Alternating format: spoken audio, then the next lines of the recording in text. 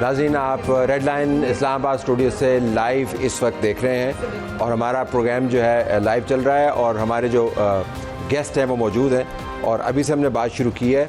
जो हम एक स्टोरी करेंगे वो है नीले पासपोर्ट का जो सहर है, जो जादू है, वो क्यों सर चढ़ कर बोल रहा है। खैबर पख्तूनख्वा की असम्बली के अंदर से जो बिल पास हुआ वो तो हेडलाइंस उसने ग्रैब की, लेकिन अब सेनेट की कायमा कमेटी के अंदर से भी ब्लू पासपोर्ट का जो फैलाव है उसको मज़ीद फैलाने का बंदोबस्त किया गया है और बताया गया है कि जो मेंबरान हैं, एक तो जो मेंबरान नहीं रहे उनके पास भी होना चाहिए और उसके बाद जो उनके बच्चे हैं ख़ास उम्र के बाद उनके पास भी होना चाहिए। और साथ बहस ये भी छिड़ पड़ी है कि जो अलाउंसेस हैं, जो प्रिविलेजेस हैं ऑलरेडी, वो किस किस्म के हैं।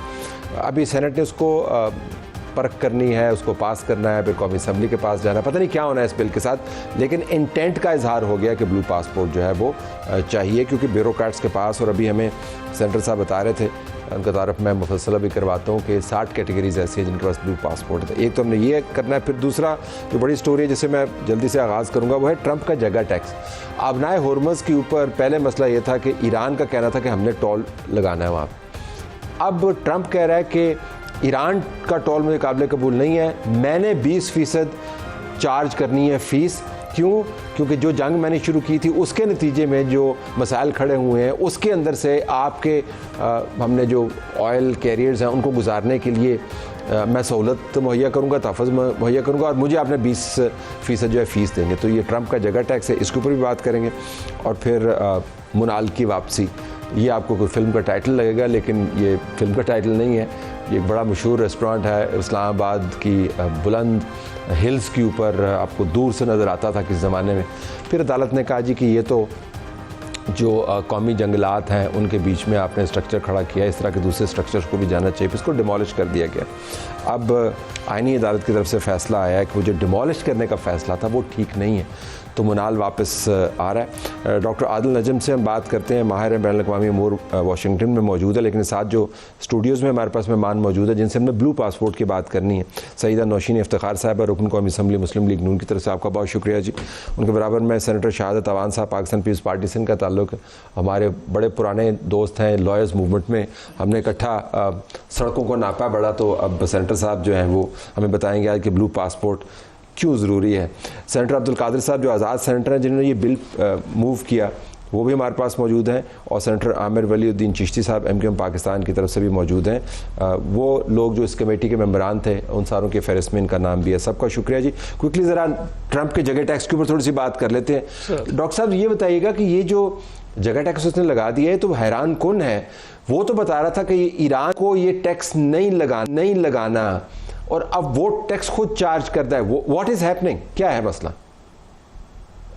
बहुत शुक्रिया तलत, आपने सही लफ्ज़ इस्तेमाल किया, जगह टैक्स। देखिए जो उनकी स्टेटमेंट है, आई डोंट थिंक वो पॉलिसी स्टेटमेंट है। ये नहीं कि इसका मतलब कि वो इम्पोर्टेंट नहीं है, लेकिन ऐसा नहीं है कि उन्होंने ऐलान किया है कि आज से आप टैक्स लगाएंगे। कहाँ लगाएंगे यार, किधर है फाटक जिस पे मैं टैक्स दूंगा, कितना दूंगा? 20%, क्या मतलब सारा मेरा जो कार्गो है इसका 20%? सो आई थिंक उसकी सिग्निफिकेंस जो है वो ये नहीं है कि वो पॉलिसी उन्होंने कोई अनाउंस की है। उसकी सिग्निफिकेंस ये है कि उनकी एक फ्रस्ट्रेशन हमें नज़र आ रही है कि ये जो मसला है, और ईरान की भी एक फ्रस्ट्रेशन है। ईरान की फ्रस्ट्रेशन हमें नज़र आ रही है जब वो कहता है जी मैं स्ट्रेट ऑफ हॉर्मुज़ को बंद कर रहा हूँ।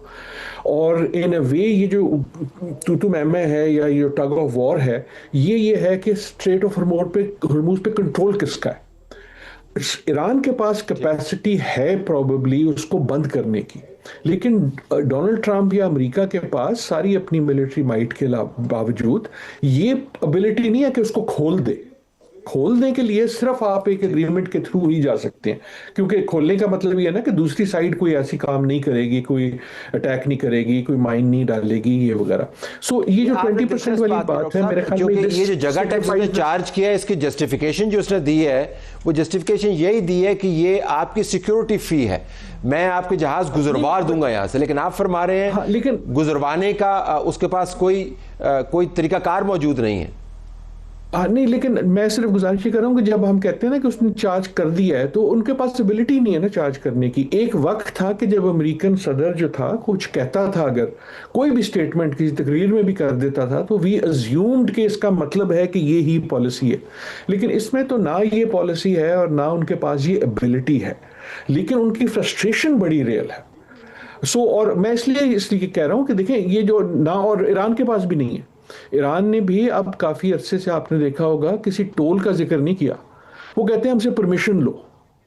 इस वक्त जो कॉन्फ्लिक्ट है वो ये है कि इसका कंट्रोल किसके पास है और कंट्रोल का मतलब क्या है। ईरान ये कह रहा है कि कंट्रोल का मतलब ये है कि मुझसे इजाजत लेके जाओगे, पर्ची लेके जाओगे, टैक्स दो या ना दो, लेकिन मेरी जो इस पे सॉवरेंटी है उसको मैं बरकरार रखूंगा। अमेरिका ये कह रहा है कि नहीं यार, इसको पूरा खोलना है और अगर तुम नहीं खोलोगे तो हम कुव्वत से खुलवा देंगे, लेकिन ये क्लियर नहीं है कि कुव्वत से क्यों नहीं खुलवाएंगे। मैं इसलिए कह रहा हूं कि ये प्रैक्टिकल नहीं है कि यार अगर ये हो प्रैक्टिकल, लेट अस से डोनाल्ड ट्रंप ये कर सकते हैं या ईरान ये कर सकता है, इसकी जो अनरेवल होती है इंप्लीकेशन पूरी दुनिया पे, आप दुनिया को देखें, 3/4 of the world is covered with water. वो जो वाटर है वो ट्रेड की गुजरगाहें हैं। आप मलाका पे क्या करेंगे, राइट? ये तो हम अभी हरमुज की बात कर रहे हैं ना, जो मलाका से ट्रेड गुजरता है ईस्ट एशिया में, वो तो इससे कहीं ज्यादा है। उसकी क्या इम्प्लीकेशन होगी? Yes there is Panama, yes there is Suez, लेकिन ये वाला जो मसला है ना, ये इसीलिए इतना गंभीर हो गया है कि एक फ्रस्ट्रेशन है हर एक के पास कि इस काम करें क्या। आप अगर देखें जो ईरान की सूरत हाल में हुआ है कि एक वो जो थी ना ट्रक की बत्ती, याद है? एक ट्रक की बत्ती थी, न्यूक्लियर न्यूक्लियर न्यूक्लियर, असली मसला न्यूक्लियर है। पिछले 4-5 दिन से, बल्कि हफ्ते डेढ़ से, न्यूक्लियर का कोई जिक्र ही नहीं आया। It has boiled down to this one thing, जो 3 महीने पहले एक थिंग भी नहीं थी, कि हरमुज को खोलो। बिल्कुल। और अब ना आपने बिल्कुल सही फरमाया कि ये खोलने की, और ना ही उनके पास फी चार्ज करने का कोई मैकेनिज्म है।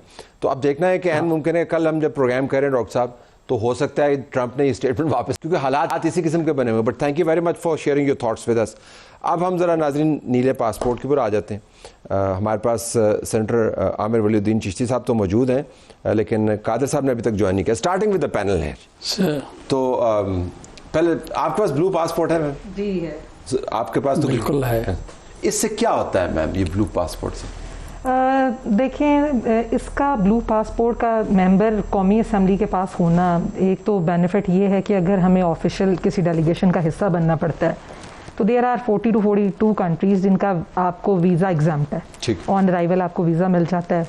और ब्लू पासपोर्ट की जो फॉरेन एम्बेसीज में या हमारा फॉरेन ऑफिस है, वहाँ से इसकी प्रोसेसिंग बहुत जल्दी हो जाती है, क्योंकि अगर आपकी credibility as a parliamentarian count होती है तो वो जो 1 साल का प्रोसीजर आपका होता था, वो विद इन जो डेज़ और विद इन वीक्स जो है उसके ऊपर आपका वीज़ा जो है वो लग जाता है।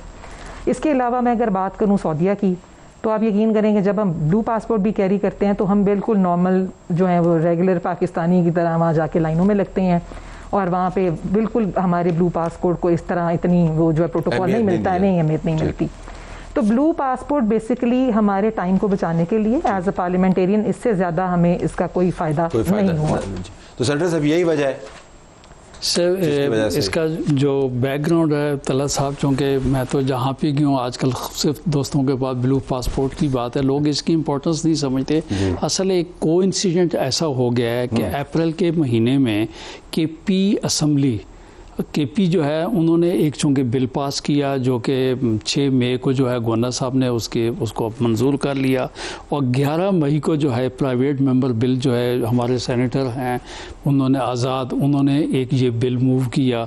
तो सर उसमें उन्होंने एक सेक्शन जो 12 जो है उसको उन्होंने सब्स्टिट्यूट किया। सर जब कोई चीज़ हम, चूँकि आप तो हर वक्त कोर्ट कचहरी अदालतें हैं, जजों को बहाल कराना, जजों को उसके साथ आपका तो बहुत रहा, तो आप समझते हैं कि एक चीज़ सब्स्टिट्यूट जब उन्होंने एक सेक्शन को किया तो पुरानी और नई को उन्होंने यकजा कर दिया। लगा यूं भी लगा यूं जैसे ये इसमें सर ये है कि ये पासपोर्ट एक्ट है जो हमारे पास जो मेंबर ऑफ पार्लियामेंटेरियन एक्ट है 1974 का, उसकी सेक्शन 12(4) जो है ये 2018 में जो है एक्स जो है जो साबका मेंबराना मेंबर जो है मेंबर की डेफिनेशन इसके अंदर ये की गई है, जो MNA है और जो सेनेटर मेंबर की डेफिनेशन कंडीशन ये है, और उसके लिए ये किया गया। ये 2018 से ये सिलसिला चल रहा था।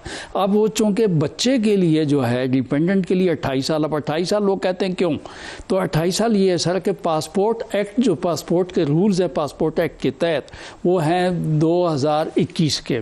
2021 का शेड्यूल 3 देखें, उसमें 60 कैटेगरीज हैं जिनको ब्लू पासपोर्ट है, और उसमें अगर कोई ब्यूरोक्रेट है या बहुत से जजेज हैं, ट्रिब्यूनल्स हैं, डिवीजन्स हैं, 60 किस्म के लोग हैं पाकिस्तान को के अंदर जिनको आवत जावत में सहूलत चाहिए। जो तो मैं गुजारिश उसमें ये करूंगा, तो उसमें अगर किसी के डिपेंडेंट के लिए जो एज थी वो थी 28, तो कादर साहब ने बिल बनाते बच्चों को जल्दी जाने की क्या जरूरत है? तो मैं गुजारिश ये है कि अगर किसी के साथ मैं समझता हूँ, अगर बात ये है सर कि किसी की फैमिली भी अगर कोई साथ जा रही है, इस बिल फाइल के साथ फैमिली भी जाएगी। इस पासपोर्ट पे कोई टिकट फ्री नहीं है, कोई प्रोटोकॉल इस पे नहीं है। जिस तरीके से मेरी बहन ने कहा कि भाई ज्यादा से ज्यादा वीजा आपका प्रोसेस जो है थोड़ा जल्दी हो जाता है किसी इमरजेंसी में। मैं गुजारिश ये करूँ तो फिर ये वाली बात है, ये तो मैंने कहा 2021 से जो है ना सर, आप देखें 1974 से पासपोर्ट एक्ट चल रहा है। इसमें गलत ना समझेगा, देखें इस वजह से कि कोई चीज किसी खास साल में शुरू हुई वो उसका बुनियाद नहीं बन सकती उसकी वेटेज की।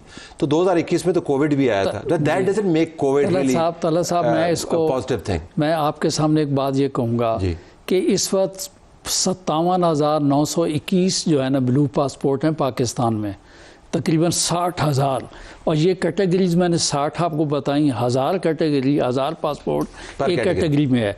हमारे 344 और 96 लोग हैं 400, हमें कोई फ़र्क नहीं पड़ता। मैंने गुजारिश की अगर गवर्नमेंट का बिल होता तो फिर आप कहते जी गवर्नमेंट ने किया है, मेरी पार्टी ऐसा हिस्सा नहीं। मैं उस कमेटी का मेंबर हूँ, जिस कमेटी इंटीरियर कमेटी का मैं मेंबर हूँ सर, हमने यूनानिमस जो है हमने उसको किया। लेकिन सर मैंने सपोर्ट तो मैंने आपको देखा, I have to be logical। जब मैंने कहा प्राइवेट मेंबर कोई ऐसी बात लेके आ रहा है कि एट पार एक पार्लियामेंटेरियन को मैं वहां पे कहूं कि वहां पे नेशनल असेंबली का स्टाफ जो है, जो ऑफिसर्स हैं, वो भी उनको भी ये सहूलत है, नेशनल असेंबली के लोगों को सेनेट का हम समझते हैं कि फिर आपको अपोज करना सर मुनासिब बनता। माली अगर सलत साहब उसके ऊपर इम्पैक्ट पड़ रहा होता या कोई ऐसी सूरत हाल होती तो प्रिविलेजेस की भी मेरे पास एक थोड़ी सी लिस्ट है, मैं उसके ऊपर भी आऊंगा, उसमें मैं अभी जाता नहीं। लेकिन सेंटर साहब, आमिर साहब, आपको मेरी आवाज आ रही है? जी जी आपकी आवाज आ रही है, बहुत शुक्रिया। तो आपके पास भी ब्लू पासपोर्ट है माशाल्लाह? जी हाँ, मेरे पास पासपोर्ट है। बिल्कुल। तो आप कैसे इत्तेफाक करते हैं कि आपके बच्चे 28 साल की उम्र के बाद उनके पास भी होना चाहिए? बिस्मिल्लाहिर्रहमानिर्रहीम। शुक्रिया तलत साहब, जब आपके प्रोग्राम में आता हूँ तो काफ़ी मुझे रिसर्च भी करनी होती है। बेसिकली अभी शहादत अवान साहब ने तो आपको डिटेल बताई दी है कि तमाम 60 किस्म की कैटेगरीज हैं जिनको पासपोर्ट इशू होते हैं इस सिलसिले में। तो ये बात जो थी काफ़ी अरसे से अब्दुल कादिर साहब जो प्राइवेट बिल लेकर आए, काफ़ी अरसे से चल रही थी, और तमाम सेनेटर से उन्होंने इसके ऊपर बड़ी मशावरत की, जिस पर तकरीबन तमाम पार्टी थी जो पार्लियामेंट के अंदर मौजूद हैं और जो हजरात हैं वो इस पर मुत्तफिक थे कि जब ब्यूरोक्रेट्स के बच्चों को, जजेस के बच्चों को, ऑफिशल्स के बच्चों को ये फैसिलिटी मौजूद है तो पार्लियामेंटेरियंस को भी होनी चाहिए। ठीक है। और जो मेरी बहन ने बात की वो बिल्कुल बजा की कि होता ये है कि जब आप अपने बच्चों को, जो कि फ्री ऑफ कॉस्ट नहीं जाते हैं हमारे साथ, वो हमने ही उसकी चार्जेस भी देने होते हैं, तो उनके वीज़े लगने में और वो चीज़ें बड़ा प्रॉब्लम होता है। तो मैं एक बात आपको तलत साहब बताना चाहता हूँ कि मैं ऑफिशियल पासपोर्ट में जब डेलीगेशन जाते हैं, जब भी ट्रैवल करता हूँ, उन्होंने अपने में प्राइवेट पासपोर्ट पे ही, जो मेरा ग्रीन पासपोर्ट है, and I am proud of it, कि उसके ऊपर मैं ट्रैवल पहले भी करता था, अभी भी करता हूँ। तो मुझे कोई मेजर फैसिलिटीज़ उस पासपोर्ट में नज़र नहीं आए अब तक। यहाँ से पाकिस्तान से तो हमें ज़रूर प्रोटोकॉल मिल जाता है कि जब हम दुनिया के किसी मुल्क में उतरते हैं। सेंटर साहब, अगर मैं एक सवाल, और आपके लिए और पैनल के लिए भी, अगर मैं एक सवाल आपसे पूछ पाऊँ जी प्लीज़, तो क्या ये अच्छा ना होता कि बजाय इसके कि आप वही फैसिलिटी क्लेम करते अपने लिए जो आम आवाम को मैसर नहीं है, आपको ये कहना चाहिए था कि जिन कैटेगरीज को ये पासपोर्ट दिए गए हैं उनमें से बहुत सारों से आप वापस लें। फिर ब्यूरोक्रेट के बच्चे को क्यों पासपोर्ट ये मिले, जजेस के बच्चे को क्यों पासपोर्ट मिले, फिर आप पब्लिक की नुमाइंदगी करते। ये दुरुस्त बात है ना जी, कि बजाय इसके कि आप कहेंगे वो जो कर रहे हैं हम भी वो करने लग जाएं, आपका वो प्रिविलेज वापस मेरा पॉइंट नहीं मैं वो कतन मेरा प्रॉब्लम आप बता लें ऑफिशियल कैपेसिटी में तो आपको मैं बताना चाहता हूँ कि ब्यूरोक्रेट भी हो गए और ख़ासतौर पे हमारे फॉरेन अफेयर ऑफिस जो फॉरेन कमीशन जो दुनिया के हर मुल्क में मौजूद हैं तो उनको तो यहाँ तक अलाउ है कि वो 28 ईयर्स अगर अनमैरिड बेटी है उनकी और वो डिपेंडेंट है तो वो 28 से ऊपर भी रह सकती है। अगर उनके पेरेंट हैं तो वो पेरेंट भी ऊपर रह सकते हैं। वो एक फैसिलिटी मौजूद है और मेरे ख्याल से वो मुनासिब भी है कि अपने माँ बाप बच्चों को छोड़ के वो बाहर तो फैसिलिटी वो यूज़ नहीं कर सकता, डिपेंडेंट उसका दिल यहाँ लगा रहेगा और काम वो दूसरे मुल्क में कर रहा है, वो मुनासिब नहीं है। और बहुत सारी चीज़ों में जो फैसिलिटीज़ ब्यूरोक्रेट्स को भी दी गई हैं वो बहुत हद तक मुनासिब है। जैसे शादात अमान साहब ने बताया है और मेरी रिसर्च के मुताबिक 60,000 से ज़्यादा जाके मैम से पूछ लेता पासपोर्ट इस आर्गुमेंट के ऊपर आइएगा जो आपको तो प्रिविलेज को स्ट्राइक डाउन करना चाहिए rather than claiming privileges। मैं एक बात को देखें, ये जो बिल है ना, आप इसकी जो एक इम्पॉर्टेंट एक्ट था ना जो 3rd वाला था जी, जिसपे पावर इम्यूनिटीज और I am missing one word, वो उस एक्ट की को बात कर नहीं रहा। असल बात वो है जिसमें आपको इस्तिस्ना चाहिए है अकाउंटेबिलिटी से, आपको पेशियों पे नहीं जाना, आपका अरेस्ट होना ना होना उसके ऊपर बात की गई है। तो ये जो ब्लू पासपोर्ट है ना, ये जहाँ पे आपको ये याद रखना चाहिए कि अगर आपके पास ब्लू पासपोर्ट है तो ELC में नाम भी सबसे पहले आपका डलता है। ठीक, आप प्रोमिनेंट है, प्रोमिनेंट, यस। और अगर आप देखें कि अगर आप जिस तरह इकबाल अफरीदी साहब के साहबजादा साहब ने वो गलत इस्तेमाल किया, एक तो पहले आप एंटी स्टेट आपका नैरेटिव है, फिर आप स्टेट से वो तमाम तर प्रिविलेजेस चाहते हैं कि स्टेट आपको गोद ले ले। ये बिल जो है शाही बिल, मैं इसको कहती हूँ शाही बिल, इसमें अपने आप को इतना लेट इकबाल अफरीदी के बेटे के पास ब्लू पासपोर्ट था जी। MNA के बेटे के पास ब्लू पासपोर्ट होता है, लेकिन वो तब तक है जब तक कि इकबाल अफरीदी साहब जो हैं वो सिटिंग MNA है। उसके बाद जैसे ही वो हिल बिकम एक्स और फॉर्मर MNA, उनके बेटे की वो जो है वो ख़त्म हो जाएगी वो प्रिविलेज। अब वो चले गए जी नॉर्वे, वहाँ पे उनको वीज़ा एग्ज़ाम था, उन्होंने वहाँ एंट्री की, उसके बाद वो इटली गए, वहाँ पे असाइलम लिया और उनका बाद में उन्होंने जो है अपना पासपोर्ट सरेंडर कर दिया। इटली वाले हमें लिख रहे हैं कि जी ये क्या तरीका वो तो केस हमें पता है। अब बात ये हम ये कह रहे हैं कि जहाँ पर आप सर मुझे लेट मी कंप्लीट प्लीज। अब मैं ये कहती हूँ कि आपने बिल्कुल बात ठीक की and I will second it कि हम बदकिस्मती से उस मुल्क में रहते हैं जहाँ पे हमने 25 करोड़ आवाम के लिए कर्जे लेने हैं, ये मुल्क कर्जों से चलता है। और वहाँ आप चाहते हैं कि KP की असेंबली को जो है उनके ख़ानदान का खर्चा भी स्टेट अपनी जिम्मेदारी बना ले, जिसमें आपका मेडिकल भी आपको फ्री दे दें, आपको टोल टैक्स भी ना देना पड़े, आपको फ़िज़ाई जो सहूलियात है वो भी मुफ्त मिल जाए। ऐसा नहीं होता। कायमा कमेटी के चेयरमैन की इजाफी मराद, 1200 से 1600 सीसी गाड़ियां, माहाना 366 लीटर पेट्रोल, मुफ्त टेलीफोन, जाती सेक्रेटरी, स्टेनोग्राफर, ड्राइवर, खिदमतगार, दफ्तरी फर्नीचर आलात, फ़ज़ाई सफ़र, पार्लिमानी इजलासों और कायमा कमेटी की इजलासों में शिरकत के लिए बिजनेस क्लास रिटर्न टिकट, सालाना जाती सफरी सहूलत, हर रुकन को सालाना बिजनेस क्लास रिटर्न टिकट ख़ानदान समेत इस्तेमाल के लिए या 3 लाख रुपए के ट्रैवल वाउचर्स, 90,000 नकद लेने का इख्तियार, रेलवे सफ़र, सड़क के ज़रिए सफ़र, योमिया अलाउंस। तो काफी सारा है। बस मैं एक पढ़ना चाहती हूँ एक्ट जो आप लोग शायद मिस कर रहे हैं। मैं एक एक्ट पढ़ना चाहती हूँ। मैं तो मेरा प्रोग्राम खत्म हो जाएगा। मैं पावर्स, इम्यूनिटीज एंड प्रिविलेजेस वाला वो तो मैंने पढ़ा है, वो पूरा प्रोग्राम किया है। Actually we expect yes Peoples Party, PMLN, MQM क्या आप प्रिविलेजेस को स्ट्राइक करें? तलक साहब बिल्कुल आपने जो बात की है बिल्कुल बजा तौर पे की है, लेकिन फ़िलहाल आज जो आप बात कर रहे हैं, आप बात कर रहे हैं अब्दुल कादिर साहब के बिल की, तो किसी दूसरे बिल को अगर हम कर रहे हैं टू दी एक्सटेंड ऑफ जो उनका बिल है तो वहीं तक हम उसको कन्फाइन करेंगे।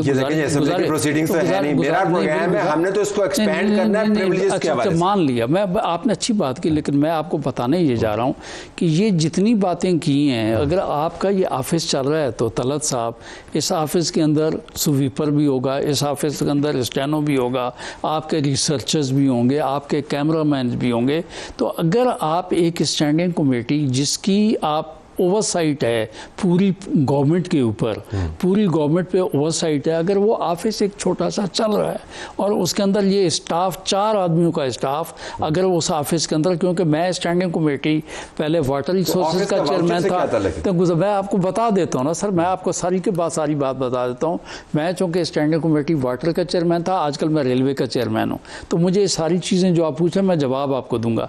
अगर मैं ये सेशन आजकल मेरा नहीं है और मैं कराची कराची बैठा हुआ हूँ और एक कमेटी की मीटिंग जिसका मैं मेंबर हूँ उसकी मीटिंग आ गई है, उसके अंदर कोई बिल आ गया है जिसके ऊपर डिलिब्रेशंस कहती हैं यही इंटीरियर की बात कर लें, तो मैं यहाँ कराची से अगर मैं आऊँगा और अगर मुझे हमने इतना आपसे कानून सीखा है, honest to God, and I say this as a compliment, but you would also understand जो आर्गुमेंट आप कर रहे हैं, you never create a legal precedence for an exception. आप एक्सेप्शन की बात कर रहे हैं, अगर हुआ जी वो एक्सेप्शन है, हम रूल की बात कर रहे हैं। लेकिन मैं रूल में बात देखें आप, मैं रूल की बात ये है कि हमें सेक्रीफाई करना चाहिए, बिल्कुल आप सही बात कर रहे हैं कि हमें बात ये, कई लोग ऐसे हैं, कई लोग हैं कहीं पे जाते हैं तो वो सैलरी भी नहीं लेते हैं, वो ऐसे मतलब काम वाम करते हैं, तो जो पार्लियामेंटेरियंस जितने हैं जो हम लोग यहाँ आते हैं, तो आपने अच्छी तरफ कहा ये बिल्कुल आपकी तनकीद के बाद हमें भी ये एहसास हो रहा है, हमें भी ये एहसास बिल्कुल समझ के बाद ये है कि हमें भी ये एहसास हो रहा है कि जिन लोगों की रिप्रेजेंटेशन करते हुए, और मैं कादिर साहब को वेलकम कहता हूं, जिन लोगों की रिप्रेजेंटेशन करते हुए माशाल्लाह आप मोतबर हुए हैं जी,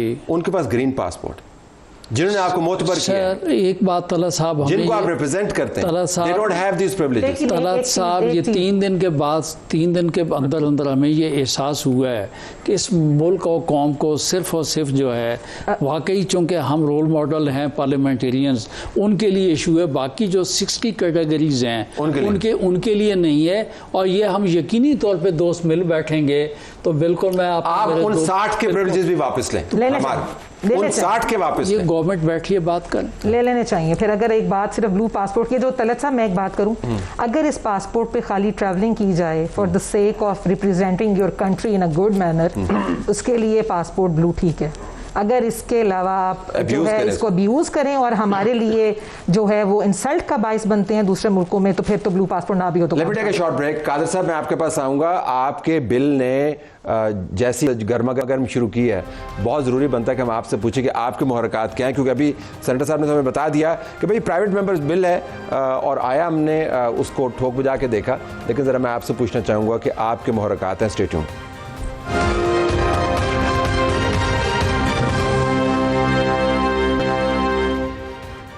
प्रोग्राम में खुशामदीद नाज़रीन। सेनेटर साहब अब्दुल कादिर, आप हैं तो आज़ाद, आपने लेकिन जो बिल पेश किया पाकिस्तान के अंदर उस पर बड़ी बहस हो रही है।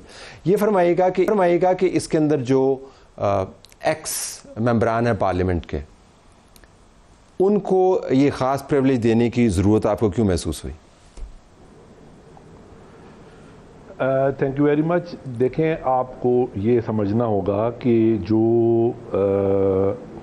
Rules of procedure and conduct of business in senate है 2012, उसका जो सेक्शन 12 है, उसका सब सेक्शन 3 में ये लिखा हुआ है, ये मैं आपको पढ़ के सुनाता हूँ।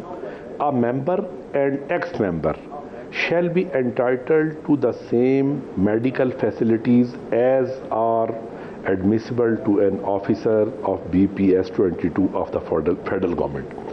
इसी तरह यही फैसिलिटी जो ग्रेड 22 के रिटायर्ड ऑफिसर्स के लिए पासपोर्ट की है, उसमें सेनेट का जिक्र नहीं था, जो कि एक इनकंसिस्टेंसी है या एक आप ये समझें कि डिस्क्रिमिनेशन है। वारंट ऑफ प्रेसिडेंस में जो सीनियरिटी है वो मेंबर की है, और उसमें जो फैसिलिटी ग्रेड 22 के ऑफिसर्स के पास है वो मांगी गई है। थोड़ा सा ये मैं आपके थ्रू ये समझाना चाहता हूँ अवाम को भी कि देखिए मैं आपको ये बताना चाहता हूँ कि 94 टोटल सेनेटर्स हैं, उनमें से कोई 60% के करीब तो ऐसे हैं जिनके बच्चे ऑलरेडी ग्रेड अपना 28 ईयर्स ऑफ एज क्रॉस कर चुके हैं, और उसमें कोई 30-40 सेनेटर होंगे जिनमें एक या दो बच्चा उनका 28 ईयर से नीचे नहीं होगा। तो ये it is matter of total 40-50 blue passports. और आपको पता है मेरे ख्याल में सेनेटर साहब बसर एहतराम ये मिकदार की बात नहीं है, ये मैं इसरार के साथ ये मिकदार की बात नहीं है कि कितनी मिकदार कितने मेंबरान हैं, और ना ही ये बात है कि आपने अवाम को ये समझना जरूरी है, आपके लिए अवाम को ये समझना जरूरी है, अवाम को समझना जरूरी है कि 56,000 पासपोर्ट अगर इशू है, और अच्छा दूसरा उनको ये भी समझाना जरूरी है कि ये फैसिलिटी से चली आ रही है।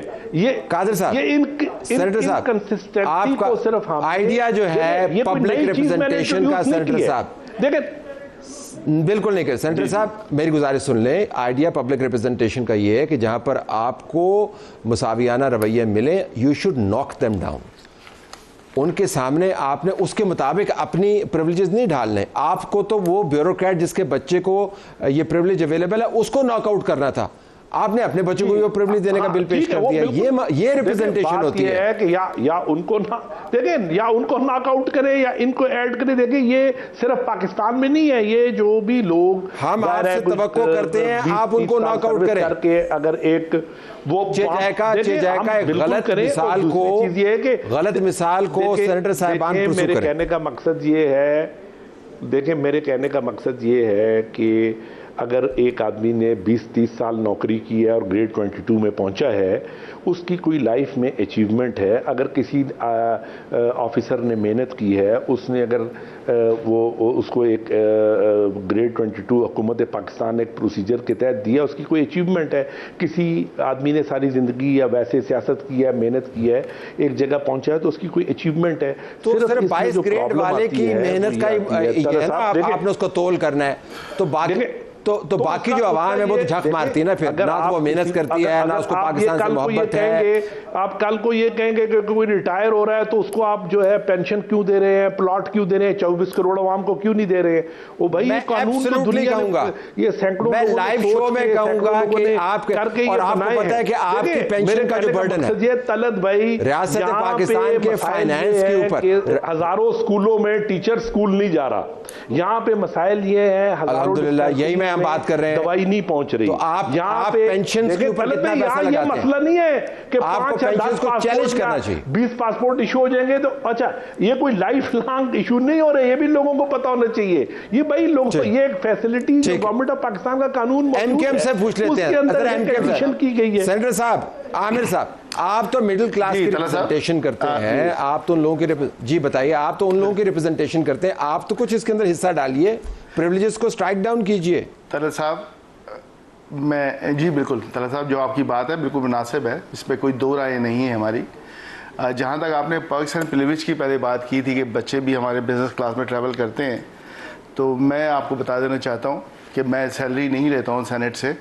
और लास्ट टाइम जो किफ़ायत शहरी की मुहिम चल रही थी, तो हमारा एक बहुत इंटरनेशनल डेलीगेट था इस्तांबुल के अंदर IPO, जिसमें पूरे वर्ल्ड के लोग आते हैं और तमाम पार्लियामेंटेरियन वहाँ जमा होते हैं। तो मुझ समेत मेरे छोटे भाई जो MNA हैं वो, और तकरीबन एयाज सादिक साहब, ये लोग तमाम के तमाम हजरात अपने पैसे पे, चूँकि किफ़ायत शहरी की मुहिम चल रही थी और बैन था प्राइम मिनिस्टर की तरफ से, तो ये हमारा एक कंट्रीब्यूशन था टुवर्ड पार्लियामेंट। ज़रूरी नहीं है कि तमाम पार्लियामेंटेरियन या तमाम ब्यूरोक्रेटी उस लाइन को टो करते हों जो कि नेगेटिव। हमें आपसे कमिटमेंट चाहिए सेनेटर साहब, पॉजिटिव, हमें आपसे कमिटमेंट चाहिए MKM को रिप्रेजेंट करते हुए कि आप इन प्रिविलेजेस के खिलाफ अलम बुलंद करें, आवाज़ बुलंद करें। एक्सेप्शन हम तो चाहते हैं कि आवाम हमारी इकोनॉमिकल एम्पावर्ड ना हो, इसमें तो कोई दो राय नहीं है, लेकिन ये जरूरी नहीं कि जिसका प्रिविलेज है आप उससे प्रिविलेज भी वापस ले लें।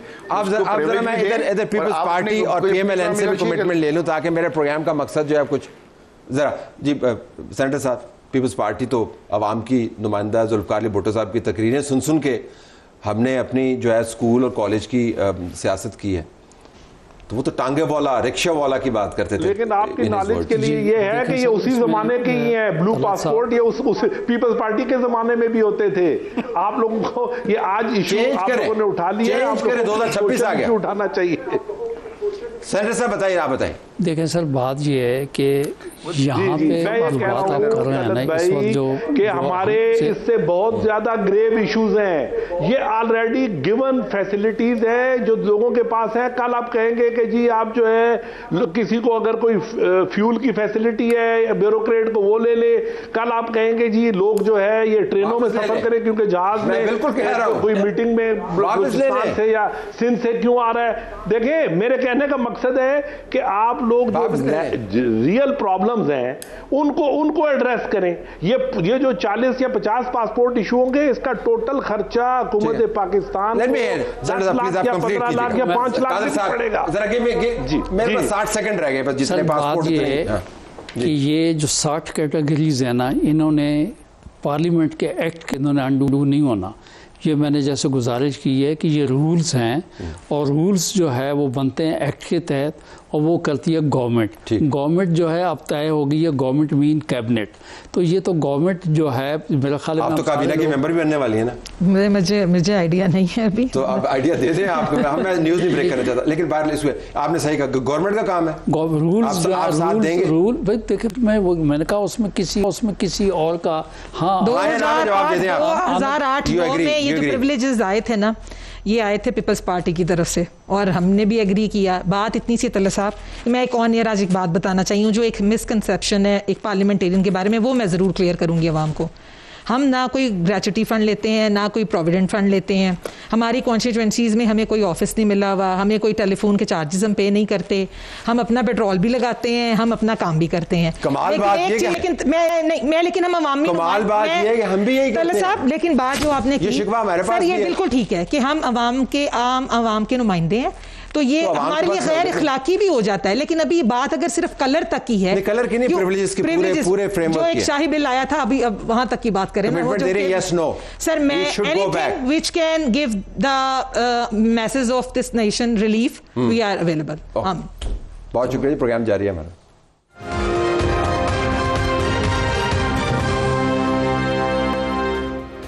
मुनाल की वापसी, वफाकी आईनी अदालत ने मुनाल रेस्टोरेंट को गिराने का फैसला ख़त्म कर दिया। सुहेल रशीद हमारे पास मौजूद है। सुहेल, बहुत शुक्रिया। ये क्या हुआ? तलत साहब, ये शायद वो होनी थी जिसने होकर रहना था, लेकिन इसके होने पर कुछ हैरत ज़्यादा है। वो इसलिए थोड़ा सा अगर हम पस मंज़र इसका बयान करें तो 2024 में सुप्रीम कोर्ट में उस वक्त के चीफ जस्टिस काजी अदालत में एक ऑर्डर जब लिखा जा रहा था, मुनाल बाकी नहीं रहेगा, तो सामने मौजूद तमाम फ्रीकेन ने रजामंदी दी थी और एक कॉन्सेंट ऑर्डर पास हुआ था कि ये यहाँ पर बाकी नहीं रहेगा। लेकिन उसके बाद पहली हैरानी तो तब हुई जब अगस्त में इसके खिलाफ एक रिव्यू आ गया मुनाल का। उस वक्त चीफ जस्टिस काजी फायसा ने उस पर कुछ बरहमी का इजहार भी किया था, जिसका जिक्र आज आईनी अदालत में भी हुआ। वो इस तरह से हुआ कि जस्टिस हसन नज़र रिजवी ने आज जब और कुछ 2 नज़रसानियाँ पड़ी हुई थी MCI की और CDA की। पहली बात तो यह है कि अमूमन देखा जाता है कि जब एक केस के खिलाफ नज़रसानी दरखास्तें आती हैं तो उनको एक साथ लगाकर निपटाया जाता है।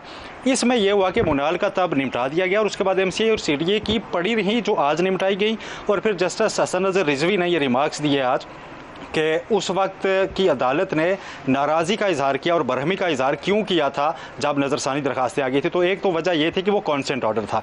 फिर हम तो इस केस को आपके ही प्रोग्राम में 2024 में रिपोर्ट करके निपटा चुके हुए थे कि अब इसकी नज़रसानी भी खारिज हो चुकी है, मुनाल को गिराया जा चुका है, ये एक पास्ट एंड क्लोज ट्रांजैक्शन है। लेकिन कुछ 1 महीना कबल दोबारा जब हमें थोड़ा सा दड़का लगा कि हमने देखा आईनी अदालत में कि एक केस लगा जिसमें ये वाला मामला टेकअप हो रहा है और नज़रसानी दरखास्तें इसकी जो बाकी बची हुई थी वो टेकअप की जा रही हैं और इस पर रिपोर्ट्स मांगी जा रही हैं। और मज़ीद हैरानी इस पर यह हुई कि जो मौजूदा गवर्नमेंट है, मौजूदा जो इदारे हैं, उसे अब इस फैसले के खिलाफ जो उस वक्त कॉन्सेंट ऑर्डर पास करवा रहे थे, आज इसके खिलाफ और नज़रसानी मंजूर करने के हक़ में उनकी जानिब से राय दी गई। और आईनी अदालत ने कहा जी कि उस फैसले को तो हमने बड़े गौर से देखा है और उसमें तो बड़े कुछ ऐसी बातें लिखी हैं जिनका पूरे फसाने में जिक्र ही नहीं था। फिर जो एहसन बोन थे वो नुमाइंदगी कर रहे थे नज़रसानी दरखास्त में पिटिशनर्स की, उनकी जानिब से भी ये कहा गया कि उस वक्त वाइल्ड लाइफ को जो किराए की मद में मुनाल की जानिब से रकम दी जाती थी वो वाइल्ड लाइफ को बोर्ड को दे दी गई, जिसकी बनती नहीं थी और इस तरह की बेज़ाब्तियाँ हैं, लिहाजा ये फैसला बाकी नहीं रह सकता। अब विफाकी आईनी अदालत ने उस फैसले को सेट असाइड कर दिया है जो सिर्फ मुनाल की हद तक नहीं था, क्योंकि सुप्रीम कोर्ट ने उस वक्त इस्लामाबाद हाई कोर्ट के साबिक चीफ जस्टिस सतर मिनल्ला की जजमेंट को अपहेल्ड किया था, जिसमें पूरा ये नेशनल पार्क से मुतल्लिक ये जजमेंट थी कि यहाँ पर कमर्शियल एक्टिविटी नहीं हो सकती। अभी आप इधर ही रुक जाए सुहेल, इधर ही रुक जाए क्योंकि प्रोग्राम का वक्त भी ख़त्म हो रहा है और आपने जो सबसे पता की बात बताई है वो ये है कि मामला सिर्फ मुनाल का नहीं है, इस जगह के ऊपर तमाम कंस्ट्रक्शन के मामलात हैं। तो मुनाल की वापसी के बाद तमाम दरवाजे खुल गए हैं, कौम को मुबारक हो। इजाज़त चाहते हैं, अल्लाह हाफ़िज़।